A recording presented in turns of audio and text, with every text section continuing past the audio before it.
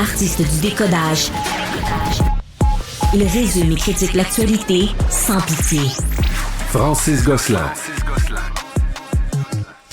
16h20, Fred Bastien. Bon, 16h24, Fred Bastien. Comment ça va? On peut quand même s'allumer un spliff virtuel, toi et moi, C'est parti. pour parler de monopole dans le domaine de la technologie. C'est bon, on va philosopher, là, effectivement. On parle des géants informatiques, là, encore eux. Mais on s'adresse aujourd'hui à la question de leur grosseur, leur taille, d'un point de vue monopolistique. Là, pas nécessairement, est-ce qu'ils prennent trop de place dans notre vie, tout ça, autant individuellement, collectivement. Ça, c'est des questions légitimes qu'on peut se poser, mais aujourd'hui, je suis plus intéressé à la vision peut-être économique, là, capitaliste de ces géants informatiques. T'sais, on entend souvent, là, pendant des années, on les a appelés les GAFAM. Là. Bon, il y en a deux qui ont changé de nom depuis, mais on va quand même prendre les anciens noms pour l'exercice. Les GAFAM, c'est donc Google, Facebook, Amazon, Apple, Microsoft. Bon. Et Apple, Amazon, voilà, c'est les deux A. Bref. GAFAMNet. On peut ajouter Netflix. Comment ils disent les Américains, les Fabulous Seven. Aussi. Les sept actions là, qui sont sur pas la mal technologie. choses, mais qui incluent Nvidia, là, le N. Oui. Qui incluait Tesla, mais là, Tesla a un moins bon début d'année. Plus difficile. Mais là, à un moment donné, ça devient facile de juste catégoriser. OK, ça, c'est pas des voitures, c'est de la technologie. C'était ça le débat, en fait. Puis la valorisation de Tesla, qui est, je pense, supérieure à tous les autres grands manufacturiers combinés. Oui, Mercedes, c'est ça. Pendant BMW, plusieurs Ford, années, ça l'a été. Encore aujourd'hui, 600 voyons. milliards. C'est Toyota. Fait, pensez juste à Toyota 2 secondes. Toyota vaut comme peut-être 90 milliards, ce qui est énormément, mais Tesla vaut 600 milliards. C'est comme Puis là, toutes les autres valent genre 50, 60. Tu mets tout ça ensemble, c'est comme pas Tesla. Je l'ai dit, on s'est dit ça il y a quelques jours, le plus grand talent de Elon Musk, c'est de réussir à faire financer. On peut dire manipuler les marchés, on peut dire ça comme ça. Bref, ces fameux GAFAM-là, Google, Facebook, Amazon, Apple, Microsoft. Là, on peut même maintenant aussi inclure TikTok peut-être dans ces fameux géants, sauf que c'est pas une compagnie privée, c'est pas une compagnie américaine, c'est pas une compagnie en bourse, c'est différent, mais ils viennent un peu changer cette hégémonie. C'est ma première réponse à est-ce qu'il y a vraiment un monopole? Ben non, parce que dans les 6 dernières années, il y a un nouveau joueur international qui a explosé. Ah oui, aujourd'hui, là, j'ai vu, dans le métro, j'ai vu une pub où c'était clairement dirigé aux jeunes et on avait un code Snapchat comme moyen d'interagir avec la pub. Et c'était le seul moyen. Il n'y avait pas d'autre. Je me disais, OK, là, moi, je suis plus sur Snapchat depuis longtemps. Y a-t-il encore des gens sur Snapchat? Je pense que c'est générationnel. Je pense que les gens vieillissent. Plusieurs jeunes, je pense qu'il y a vraiment une section de la population qui continue de l'utiliser. Mais c'est comme, parce que je sais qu'il y avait, c'était plus les jeunes, effectivement, mais tu sais. Mais quand Instagram a volé le concept des stories. Je l'ai eu, tu sais, puis c'est toujours ça, je mesure toujours comme à la lumière de est-ce que je suis dessus, tu sais, à savoir, est-ce que, puis je suis pas, je suis pas Pépé français. Ouais, mais en même temps, je m'intéresse énormément à ça, puis comme, si t'es capable de convaincre un gars comme moi, là, je me pose pas comme en régie de l'Internet et de la population, mais je me dis, c'est parce que c'est un petit peu plus répandu. Toi, de la même manière que... Comme toi, tu dis, toi qui est un créateur de contenu, comme t'aimes que je t'appelle, mais qui est plus sur Snapchat, tu le dis. Là, non, je suis plus, mais parce que pendant plusieurs années, j'étais intéressé à l'être, mais j'ai compris ensuite que c'était très générationnel pour vrai, puis... je veux pas trop le dater, mais je pense que si on prend quelqu'un de 16 ans au Québec aujourd'hui, on a beaucoup plus de chances qu'il ait Snapchat sur son téléphone que quelqu'un de 28, 36, je vais t'expliquer une affaire en 2 secondes, puis on va y revenir parce qu'on veut parler de monopole. Mais la raison pour laquelle tu n'y es plus, en tout cas, je sais pas ton cas, mais moi, particulièrement, en économie, on appelle ça une externalité de réseau. Puis c'est le fait que moi, je vais sur Snapchat, puis à moins que j'ai envie de parler avec des petites filles de 14 ans, ce qui est pas vraiment mon truc, t'es pas là, il est pas là, elle est pas là. Fait qu'à un moment donné, mais c'est aussi Instagram qui a volé le concept des stories parce que c'est Snapchat qui avait amené ça. Mais donc ce que je veux dire, c'est plus que facile on migre vers des réseaux où sont nos communautés naturelles. Donc je suis encore sur Facebook, même si j'ai Facebook. Pourquoi? Parce que tout le monde est là, à un moment donné. Économie. Ouais, ben voilà, externalité de réseau. Puis je vais y revenir à ce concept-là parce que là, parlons de monopole, justement. Il y a des causes actuellement devant la Federal Trade Commission, en cours aux États-Unis, pour démanteler. Puis ce qui est intéressant, c'est que moi, le premier que j'ai entendu parler de ça, c'était Scott Galloway, qui est un professeur de l'université de NYU. Là. Il a écrit un livre où il en parlait en long et en large. J'ai vu plusieurs de ses vidéos aussi à ce sujet. Puis lui, il disait, c'est pas parce que là, je suis un gauchiste qui n'aime pas les compagnies qui ont beaucoup de succès. Il dit, c'est justement parce que je suis un capitaliste qui croit au marché puis à la compétition. Si je résume là, les gros arguments de ceux qui disent on devrait subdiviser ces géants-là. Par exemple, on devrait prendre Amazon puis les forcer à se départir de Twitch, par exemple. Parce que si on fait un petit résumé là, de ce fameux monopole, là, bon, Google ont YouTube et Gmail, donc ça, c'est quand même beaucoup. Facebook, bien sûr, on Instagram et aussi WhatsApp.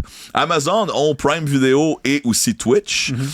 Microsoft ont maintenant des grandes parts de OpenAI, donc ça aussi, ça commence à jouer du coude. Mais qui est maintenant en relation avec Apple aussi, là, depuis... Ouais, ben, qui ont un partenariat qui sera une espèce d'échange de... J'ai hâte de voir comment le paiement va se faire, là. C'est comme un échange de jetons et non pas un paiement en argent. Bref, ça serait intéressant de creuser là-dessus dans les prochaines semaines.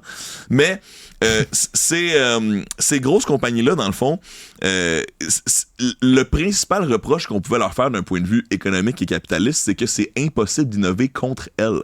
Parce que si j'ai une bonne idée, par exemple, là, j'ai l'idée de commencer à faire un service qui utilise automatiquement mes contacts sur Google pour céduler des rendez-vous avec des gens qui voudraient me contacter.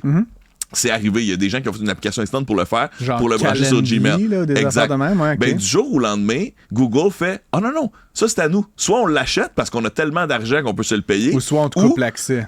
On te coupe l'accès ou « Ah non, finalement, c'est un feature qu'on fait nous aussi. C'est une fonctionnalité qu'on fait maintenant chez nous. » Donc, Google étant tellement gros, ayant tellement de pouvoir et d'argent, c'est presque impossible de créer un service qui compétitionne contre celui-ci. Bon, puis dans les arguments aussi qui démontrent qu'on se rapproche du monopole, puis là, je vous dis tout de suite aujourd'hui, mesdames et messieurs, on n'aura pas la réponse, le Francis et moi. C'est des réflexions, une question philosophique aussi, là, de savoir quand est-ce que c'est trop gros. Mais ce qui est intéressant, c'est quand on regarde les modèles d'affaires de ces compagnies-là.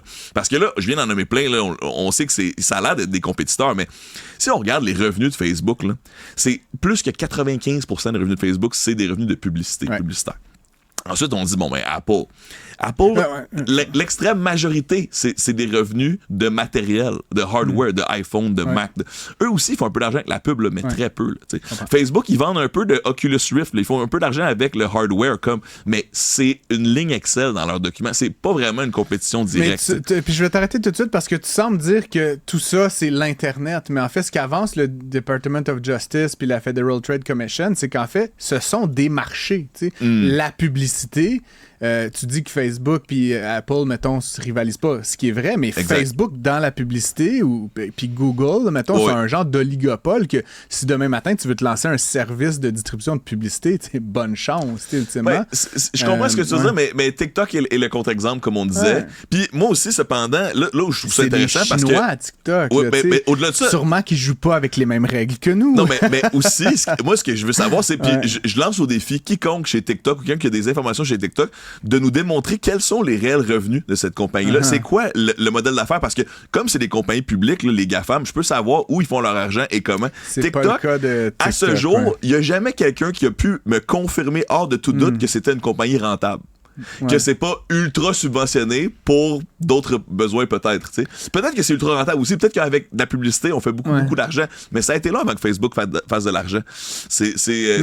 Encore une fois, c'est ça. C'est faire de l'argent. Je veux pas. Je sais que pour monsieur, madame, tout le monde, faire de l'argent, c'est comme un objectif des entreprises. Mais dans beaucoup de ces entreprises-là technologiques, il y a une phase où on perd énormément de sous. On réinvestit puis pour grossir. Puis on acquiert des utilisateurs. Puis on en puis à un moment donné, c'est ce qu'on fait toutes ces entreprises-là à un moment ou un autre. Là. Facebook n'a pas fait d'argent pendant longtemps. Google, ça a été moins long parce qu'ils sont tout de suite mis à engranger les profits. Mais tout ça pour dire, je voulais finir sur un cas parce que moi ça me touche beaucoup, c'est qui est Amazon. Oui, je suis content, je voulais finir avec ça moi aussi. Puis tu sais, on le vit directement là, ici au Québec. Là. Les autres c'est un peu abstrait, là, le marché de la publicité. Là. Ma mère elle l'achète pas de la publicité, mais si tu veux commander quelque chose sur Internet aujourd'hui, puis je pense au Québec c'est comme 60% des parts de marché à une compagnie qui est Amazon. Comment tu vois ça, toi, qui es aussi un utilisateur, j'imagine? Non, moi je ne suis ni un membre Prime. C'est rarissime que je commande sur Amazon. C'est peut-être arrivé quelques fois où je demandais à mon ex de le faire à ma place là, parce que je suis pas membre. Moi, dans les années... Je suis comme... J'ai envie de tomber en bas de ma chaise. Vous pouvez, mais je suis un homme de contraste. Les gens vont pas m'aimer, je commande tous les jours sur Amazon. Je suis pas surpris. Une seconde, là.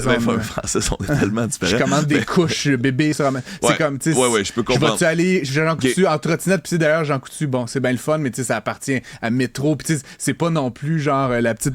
Il y a personne qui fait des couches dans son salon avec du fil, puis de la... deux choses, OK? Avant de parler de l'impact que Amazon a au Québec aussi, le monopole que ces théories-là visaient à défaire sur Amazon, ça serait plus de leur forcer, par exemple, à vendre AWS, qui est Amazon Web Services, qui est un service là, de serveur en ligne que plusieurs sites Internet qui ne sont pas Amazon utilisent. Puis apparemment, selon Bloomberg, ça vaut quelque part comme 3 trillions. Juste AWS. Juste AWS. Okay. En disant, peut-être ça pourrait être une compagnie en soi, là, ça se ramasse sur le S&P 500 assez rapidement, même si c'est pas dans la grosse compagnie. Pour revenir à la question d'Amazon au Québec, moi, je me souviens, fin 90, là, j'étais un jeune adolescent radicalisé par les documentaires anti-Walmart qui montraient, non, mais sans blague, montraient à quel point ces géants-là... Je fais de l'empathie, là. Moi aussi, somehow.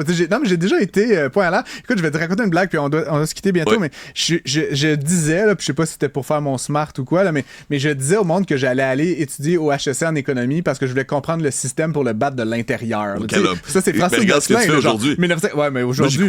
Regarde ton micro. J'ai une cravate de pirate, quand même. En une phrase, ce que Walmart a fait aux petits magasins locaux, aux mom and pop stores, là, aux magasins de maman et papa dans la maison, Amazon l'a fait à Walmart 15 ans plus tard.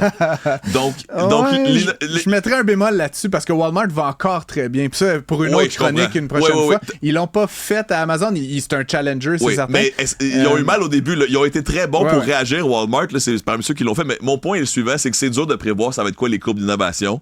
Puis oui, c'est bon de s'assurer que il y a moyen de compétitionner avec ces compagnies-là, puis qu'on va pas constamment se faire acheter par elles si on peut pas le faire. Mais je pense que on n'est pas juge, Francis et moi, c'est pas aujourd'hui qu'on va séparer Microsoft. Je reste sur ma faim face à cette conversation-là. Je te propose qu'on la remette la semaine prochaine. On n'a même pas plongé dans Microsoft dans les années 90. C'est la jurisprudence qu'on a dans le fond. Effectivement. Donc, on pourra plonger là-dessus puis voir à quoi ça ressemble. À demain, Fred Bastien. Avec plaisir.